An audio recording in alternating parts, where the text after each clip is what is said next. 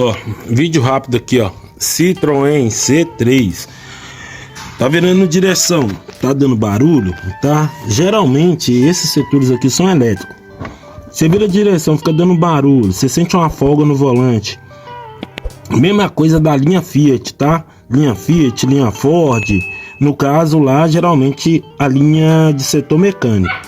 Esse aqui é o setor elétrico, ele trabalha basicamente nessa composição como setor mecânico, né? Que é diferente do hidráulico, que aqui tem uma bucha de vedação, tá? Essa bucha de vedação aqui, ela tem uma vedação mais para não entrar sujeira, porque quem faz o serviço de diminuir a força na hora de virar o volante é um atuador elétrico, beleza? Tá sentindo folga? Olha lá, ó, pra você ver a folga dessa bucha, ó. Tá vendo? É essa abençoada aqui que dá folga. Na hora que você vai fazer um movimento aqui, geralmente para conferir se tá ruim ou não, você movimenta a roda aqui, ó, você sente a haste levantando, tá?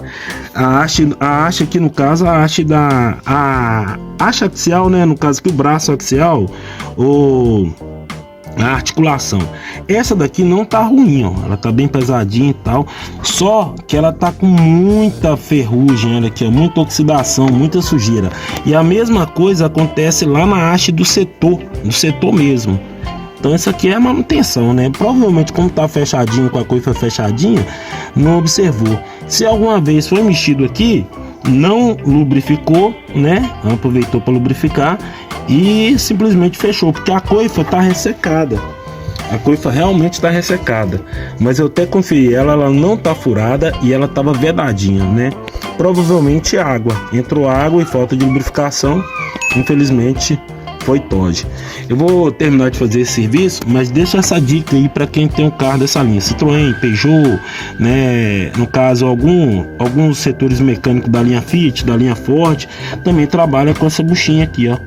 Tá? Eu vou fazer a substituição da mesma e vou conferir o carro, vou testar, ver se vai diminuir a folga. Mas antes disso eu vou fazer uma limpeza, então não vou estender muito esse vídeo não.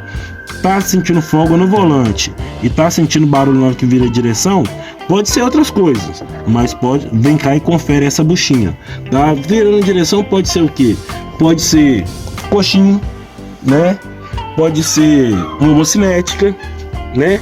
Mas nesse caso aqui é a bucha aqui, ó, da haste, ó.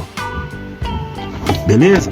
Serviu para alguém? Deixa um like aí, se inscreve, ajuda nós e deixa comentário para nós fazer mais vídeos.